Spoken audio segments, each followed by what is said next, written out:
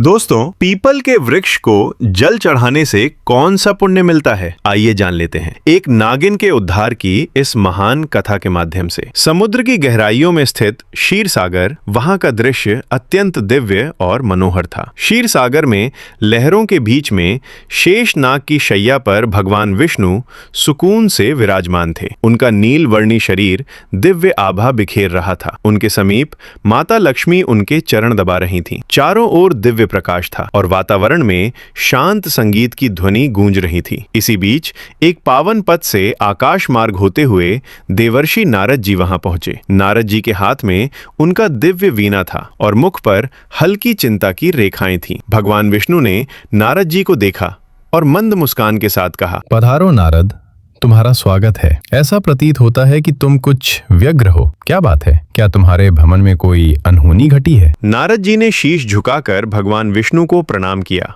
और कहा, हे प्रभु, मैं अभी अभी पृथ्वी लोक से लौट कर आ रहा हूँ। पृथ्वी का भ्रमण करते हुए मैंने एक अत्यंत विचित्र दृश्य देखा। वहाँ कुछ लोग पीपल के वृक्ष को काटते हुए दिखे, जैसे उन्हें उसके महत्व का कोई ज्ञान ही न हो। दूसरी ओर कुछ तपस्वी मुनि और साधक उस वृक्ष की पूजा कर रहे थे। वे उसकी परिक्रमा करते, उस पर जल अर्पित करते और मंत्रोच्चारण करते हुए भगवान विष्णु की स्तुति कर रहे थे। हे प्रभु, इस विरोधाभास को देखकर मेरे मन में जिज्ञासा उत्पन्न हुई। पीपल के वृक्ष का क्या रहस्य है? ये वृक्ष इतना पवित्र क्यों है कि कुछ लोग इसकी पूजा करते हैं और जिन्हें इसका ज्ञान नहीं है वे इसे काटने का पाप क्यों करते हैं? कृपा करके मुझे इसके महत्व के विषय में विस्तार से बताइए ताकि मैं इस ज्ञान को लोक में फैला सकूं। भगवान विष्णु के मुख पर एक कोमल मुस्कान खिल उठी। वे मंद स्वर में बोले, हे नारद, तुम्हारा प्रश्न अत्यंत महत्वपूर्ण है। पीपल का वृक्ष कोई साधारण वृक्ष नहीं है। ये वृक्ष स्वयं मेरे स्वरूप का प्रतीक है। ये न केवल देवताओं का निवास स्थान है, बल्कि इसकी पूजा से मनुष्यों के समस्त पापों का नाश होता है और उन्हें मोक्ष की प्राप्ति होती है। सुनो, मैं तुम्हें पीपल के वृक्ष के महत्व की एक कथा सुनाता हूँ, जो ये स्पष्ट करेगी कि क्यों ये वृक्ष पवित्र है और क्यों इसकी पूजा करनी चाहिए। हे नारद, इस कथा का केवल वर्णन और श्रवण ही मनुष्य के लिए पुण्यदायी है। जो भी इस पावन कथा को श्रद्धा और भक्ति के साथ सुनता है या सुनाता है, उसे अनगिनत पुण्य प्राप्त होते हैं। जो व्यक्ति इस कथा का श्रवण करता है, उसके जन्म जन्मांतर के संचित पाप नष्ट हो जाते हैं, चाहे उसने अपने अज्ञानवश कितना ही बड़ा पाप क्यों न किया हो। इस कथा के श्रवण से उसे पापों से मुक्ति मिलती है। इस कथा को सुनने वाला अपने पितरों का आशीर्वाद पाता है, उसके पूर्वज संतुष्ट होते हैं और उसे सुख, समृद्धि और शांति का वरदान देते हैं। इसके फलस्वरूप पितरों के ऋण समाप्त होते हैं और उनके मार्ग में आने वाली बाधाएं दूर होती हैं। इस कथा को सुनने वाला व्यक्ति अपने घर में दुर्भाग्य, दरिद्रता और कष्टों को दूर करता है। उसके परिवार में सुख, समृद्धि और लक्ष्मी का वास होता है। उसका जीवन सदा मंगलमय रहता है। यदि किसी स्त्री पुरुष को संतान सुख की प्राप्ति में बाधा हो रही हो, तो वो इस कथा को श्रवण करके पीपल के वृक्ष की पूजा करे, उसे संतान सुख की प्राप्ति अवश्य होती है। नारद जी ने आनंद और जिज्ञासा से कहा, प्रभु, मैं ध्यान पूर्वक सुन रहा हूँ। कृपया इस कथा का वर्णन कीजिए। भगवान विष्णु ने कहा, हे नारद, पूर्व काल की बात है। एक अत्यंत गरीब व्यक्ति रहता था, जिसका नाम हरिदास था।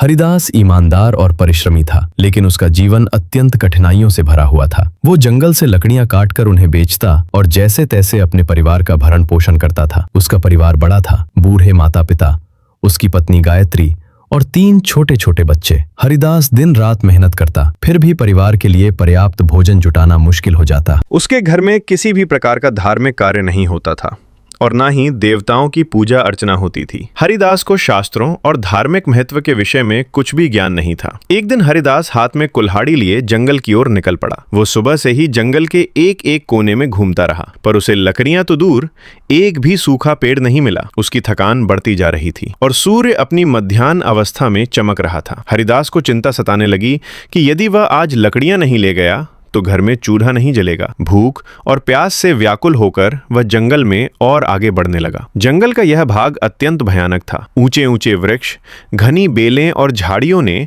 सूरज की रोशनी तक को धरती पर आने से रोक रखा था। जगह जगह सर्प, बिच्छू और अन्य हिंसक जीवों के खतरे भी दिखाई देते थे, परंतु हरिदास की विवशता उसे वहां तक खींच लाई थी। बहुत देर तक भटकने के बाद अचानक उसकी नजर एक विशाल वृक्ष पर पड़ी। वह वृक्ष अपने चारों ओर एक अजीब अजीब सी आभा बिखेर रहा था। उसकी शाखाएं मानो आकाश को छू रही थीं और उसकी जड़ें धरती को गहराई से बांध कर रखे हुए थीं। यह पीपल का वृक्ष था। हरिदास ने मन ही मन सोचा, अरे वाह, कितना बड़ा और मजबूत वृक्ष है। यदि मैं इसकी कुछ टहनियां काट लूं तो आज का काम बन जाएगा। फिर उसने कुल्हाड़ी को मजबूती से थामा और वृक्ष के पास पहुंच गया। वृक्ष के नीचे खड़ा होकर उसने एक क्षण के लिए इधर उधर देखा और कुल्हाड़ी को ऊपर उठा लिया। जैसे ही वह कुल्हाड़ी से वृक्ष पर आघात करने वाला था, तभी एक भयंकर आवाज गूंज उठी जो किसी स्त्री की सी प्रतीत हो रही थी। हे मनुष्य, ठहरो, तुम ये क्या अनर्थ करने जा रहे हो? हरिदास ने चौंक कर इधर उधर देखा, पर वहां कोई दिखाई नहीं दिया। अगले ही क्षण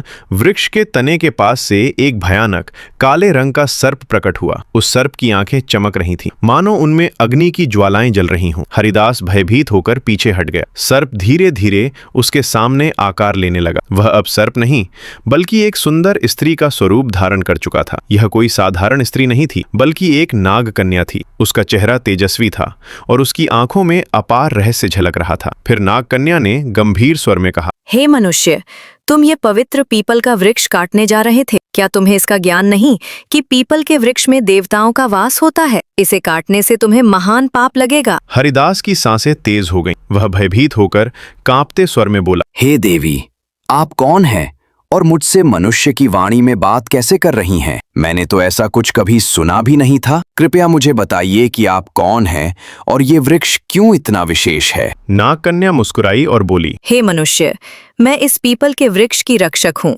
मेरा नाम नागिनी सुरसा है। ये वृक्ष मेरे लिए बहुत प्रिय है क्योंकि इसी वृक्ष में मेरा वास है। परंतु इस वृक्ष के साथ मेरा ये जुड़ाव केवल इस जन्म का नहीं है, बल्कि यह एक पुरानी कथा का परिणाम है। सुनो, मैं तुम्हें अपने पूर्व जन्म की कथा सुनाती हूँ। यह कहते हुए नाग कन्या सुरसा का चेहरा गंभीर हो गया। उसकी आंखों में अतीत का एक गहरा रहस्य चमक उठा। हरिदास विस्मय और जिज्ञासा से उसकी ओर देखने लगा, क्योंकि यह सब उसके लिए अत्यंत अद्भुत और विचित्र था। हे मनुष्य, पिछले जन्म में मेरा नाम सुमति था। मैं एक प्रतिष्ठित वैश्य परिवार में जन्मी थी। मेरे पिता एक धनवान व्यापारी थे और मेरे विवाह का आयोजन उन्होंने बड़ी धूमधाम से किया। मेरा विवाह एक पुण्यात्मा और ज्ञानी वैश्य पुत्र से हुआ जिसका नाम धर्मपाल था। मेरे पति अत्यंत धार्मिक प्रवृत्ति के थे और अनाज का व्यापार करते थे। उनका जीवन सादा लेकिन धर्म और सत्कर्म में लीन था, किंतु मैं उनके गुणों से सर्वथा विपरीत थी। मेरा स्वभाव अत्यंत स्वार्थी और अहंकारी था। मैं न तो अपने पति का आदर करती थी और न ही किसी प्रकार के धर्म कर्म में रुचि रखती थी। मुझे देवी देवताओं की पूजा व्यर्थ प्रतीत होती थी। मेरा मन सदा सांसारिक सुखों और धन संपत्ति में लिप्त रहता। मेरे पति मुझे समझाते रहते कि हमें जीवन में पुण्य के कार्य करने चाहिए, देवताओं की पूजा करनी चाहिए, किंतु मैं उनकी बातों को हमेशा अनसुना कर देती। हमारे गांव के पास एक मुनि का आश्रम था। वह आश्रम शांत, पवित्र और प्रकृति की छांव में बसा हुआ था। वहां के वातावरण में एक अलौकिक शांति थी। मुनि ने अपने आश्रम के आंगन में एक छोटा सा पीपल का वृक्ष लगाया हुआ था। गांव के लोग वहां नियमित रूप से पूजा करने आते थे। वे पीपल के वृक्ष के चारों ओर दीप जलाते, जल चढ़ाते और उसकी परिक्रमा करते। उनका विश्वास था कि इस वृक्ष में भगवान विष्णु का वास है और उसकी पूजा करने से उनके पितर प्रसन्न होते हैं। लोगों की श्रद्धा और भक्ति से वह वृक्ष बहुत ही कम समय में विशाल हो गया। एक दिन की बात है, मैं उस आश्रम के पास से गुजर रही थी। वहां मैंने देखा कि एक ब्राह्मण अत्यंत श्रद्धा से उस पीपल वृक्ष की पूजा कर रहा था। वह वृक्ष के तले जल चढ़ा रहा था और मंत्रोच्चारण कर रहा था। यह दृश्य देखकर मैं ठहाका मारकर हंसने लगी और कटु स्वर में कहा, अरे ब्राह्मण, तुम मूर्खों की तरह इस वृक्ष की पूजा क्यों कर रहे हो? ये तो केवल एक पेड़ है, न फल देता है न फूल। क्या ये पेड़ किसी काम का भी है? ये व्यर्थ का ढोंग है। तुम्हारी पूजा का कोई लाभ नहीं है। मेरे शब्द सुनकर वह ब्राह्मण अत्यंत शांत भाव से मेरी ओर देखता रहा। फिर वह गंभीर स्वर में बोला, हे देवी, तुम्हारा अज्ञान ही तुम्हारे इस व्यवहार का कारण है। क्या तुम्हें ज्ञात नहीं कि ये पीपल का वृक्ष मात्र एक साधारण वृक्ष नहीं है? इस वृक्ष में स्वयं भगवान विष्णु का वास होता है। ये वृक्ष जीवित है और अत्यंत पवित्र है। इसकी पूजा करने से भगवान विष्णु प्रसन्न होते हैं। इसके तले जल चढ़ाने से पितरों का आशीर्वाद प्राप्त होता है। अनेक जन्मों के पाप इस वृक्ष की पूजा से समाप्त हो जाते हैं। ये वृक्ष मानव जीवन के लिए वरदान स्वरूप है। उस ब्राह्मण की बातों ने मेरे अहंकार को और भड़का दिया। मैंने कटु शब्दों में उसका और उस वृक्ष का उपहास किया। मैं क्रोध में आकर उस वृक्ष के पास पहुंची और व्यंग्यपूर्ण स्वर में कहा, देखते हैं तुम्हारा ये वृक्ष कितना महान है। ये कहकर मैंने आवेश में आकर पीपल के वृक्ष को लात मार दी। जैसे ही मेरी लात उस वृक्ष को लगी, उसी क्षण एक विचित्र घटना घटी। मेरे पैर से लेकर शरीर के अन्य अंगों में जलन होने लगी। वह जलन असहनीय थी। मैंने देखा कि मेरे शरीर में परिवर्तन हो रहा था। धीरे धीरे मेरा रूप बदलने लगा। मेरी त्वचा काली पड़ने लगी और देखते ही देखते मैं एक भयानक सर्पिणी में परिवर्तित हो गई। नागिनी का रूप धारण करके मैं वहीं पर स्क्रीमिंग, चीखने चिल्लाने लगी।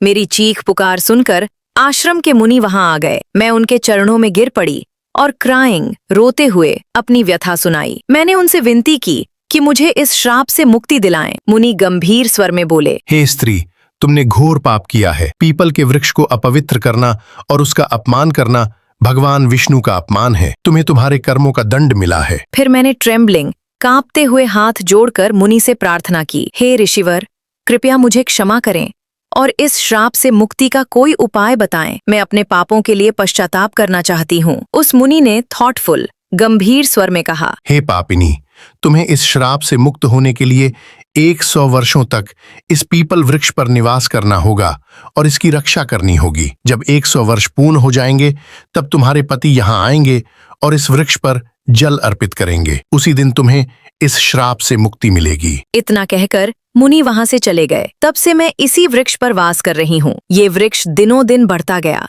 और मैं दिन रात इसकी रक्षा करती हूँ ताकि कोई इसे हानि न पहुंचा सके। आज मेरे 100 वर्ष पूरे हो चुके हैं। मैं प्रतीक्षा कर रही हूँ कि मेरे पति धर्मपाल यहाँ आएं और इस वृक्ष पर जल अर्पित करें, तभी मुझे इस सर्प योनि से मुक्ति मिलेगी। ये कहते हुए नाग कन्या की आंखों में आंसू आ गए। उसकी आवाज में पीड़ा और पश्चाताप स्पष्ट झलक रहा था। हरदास ये सब सुनकर अवाक रह गया। वो समझ नहीं पा रहा था कि जो कुछ उसने सुना वो सपना था या सच्चाई। उसके हृदय में भय और श्रद्धा का संचार हो रहा था। नाग कन्या की करुणामय कथा सुनकर हरदास स्तब्ध रह गया। उसकी आंखों में आश्चर्य और अविश्वास के भाव तैरने लगे। उसे यह बात समझ में नहीं आ रही थी कि वह स्वयं इस घटना से किस प्रकार जुड़ा हुआ था। तभी एक दिव्य तेज से आश्रम के मुनि वहां प्रकट हुए। उनका स्वर गंभीर और आशीर्वाद से भरा हुआ था। मुनि ने हरदास की ओर देखते हुए कहा, हे हरिदास, ये सब तुम्हारे पूर्व जन्म के कर्मों का ही परिणाम है। क्या तुम जानना चाहते हो कि तुम इस नाग कन्या के जीवन में क्या स्थान रखते हो? हरदास ने विस्मय से मुनि की ओर देखा और कांपते स्वर में कहा, हे ऋषिवर, कृपया मुझ पर कृपा करें और मेरे जन्मों के रहस्य का ज्ञान दें। ये सब क्या हो रहा है? मैं इस नाग कन्या के साथ किस प्रकार जुड़ा हूँ? मुनि ने अपनी आंखें बंद की और उनके मुख पर एक गंभीर आभा उभरी। फिर उन्होंने कहना आरंभ किया, हे हरिदास, सुनो, तुम्हारे पूर्व जन्म की कथा। इस नाग कन्या जिसका नाम सुमति है, इसके पति तुम ही थे। उस जन्म में तुम धर्मपाल नामक एक पुण्यात्मा व्यापारी थे। तुमने सुमति से विवाह किया था और उसका जीवन संवारने का हर संभव प्रयास किया। तुम एक धर्मनिष्ठ और सत्यवादी व्यक्ति थे। तुमने सुमति को सन्मार्ग पर लाने के लिए अनेक प्रयास किए, किंतु वो तुम्हारे प्रयासों की उपेक्षा करती रही। हरदास ने आश्चर्य और अविश्वास के साथ कहा, क्या मैं इस नाग कन्या का पति था? मुनि ने मुस्कुराते हुए कहा, हरिदास, सुमति ने अपने अहंकार और अज्ञान के कारण पीपल के वृक्ष का अपमान किया था, जिसके कारण उसे सर्प योनि का श्राप मिला। किंतु भगवान विष्णु ने तुम्हारे पुण्य कर्मों के कारण ये नियम बनाया कि केवल तुम्हारे हाथों से जल अर्पित होने पर ही सुमति को इस श्राप से मुक्ति मिलेगी। तुम यहाँ तक केवल अपनी नियति के कारण आए हो। तुम्हारा आज यहाँ आना संयोग नहीं है, बल्कि ये विधि का विधान है। सुमति, जो अब तक चुपचाप खड़ी थी, मुनि की बात सुनकर हरिदास के चरणों में गिर पड़ी। उसकी आंखों से आंसुओं की धार बहने लगी। वह कांपते स्वर में बोली, हे स्वामी,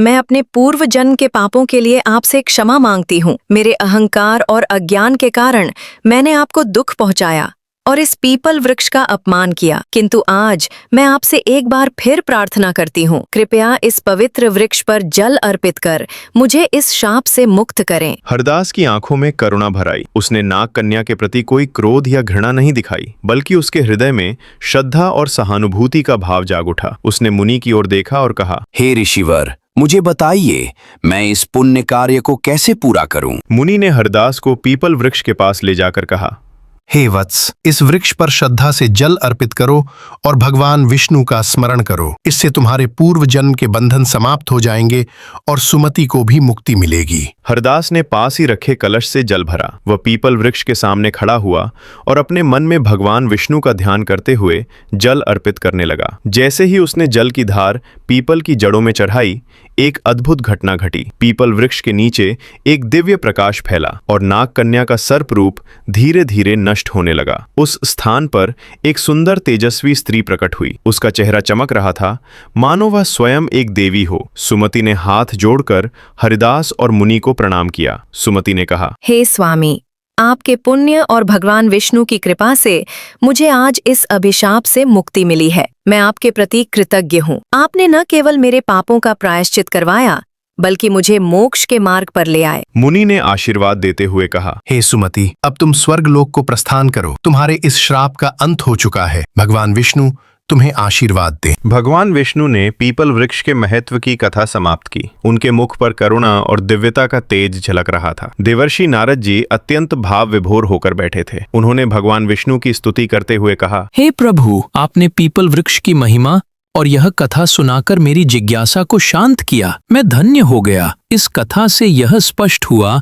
कि मनुष्य अपने अज्ञान और अहंकार के कारण ही पाप के मार्ग पर चलता है, किंतु आपकी कृपा से ही उसका उद्धार संभव है। ये वृक्ष न केवल पवित्र है, बल्कि स्वयं आपका दिव्य स्वरूप है। भगवान विष्णु मुस्कुराते हुए बोले, हे नारद, ये सत्य है। पीपल का वृक्ष सृष्टि का जीवन है। इसकी जड़ में मैं स्वयं निवास करता हूँ। तने में भगवान शिव का वास है और शाखाओं में ब्रह्मा का। इस वृक्ष की पूजा करने से मनुष्य त्रिदेवों का आशीर्वाद प्राप्त करता है। जो भी इस कथा को श्रद्धा से सुनेगा, सुनाएगा अथवा पीपल के वृक्ष की पूजा करेगा, उसे मेरे परम धाम की प्राप्ति होगी। उसके समस्त पापों का नाश होगा और उसे जीवन में सुख, शांति तथा परलोक में मोक्ष का आशीर्वाद मिलेगा। नारद जी ने कहा, हे प्रभु, मैं अविलंब पृथ्वी लोक पर जाऊंगा और इस कथा का प्रचार करूंगा। मैं लोगों को यह बताऊंगा कि पीपल के वृक्ष का अपमान नहीं करना चाहिए। इसकी पूजा करके वे आपके सानिध्य को प्राप्त कर सकते हैं। तो दोस्तों, इस प्रकार से भगवान विष्णु ने नारद जी को पीपल के वृक्ष की महिमा सुनाई है। उम्मीद है आपको यह कथा पसंद आई होगी। वीडियो को लाइक जरूर करें और कमेंट में जय श्री हरि विष्णु अवश्य लिखें। साथ ही चैनल को सब्सक्राइब करें। आप सभी का धन्यवाद।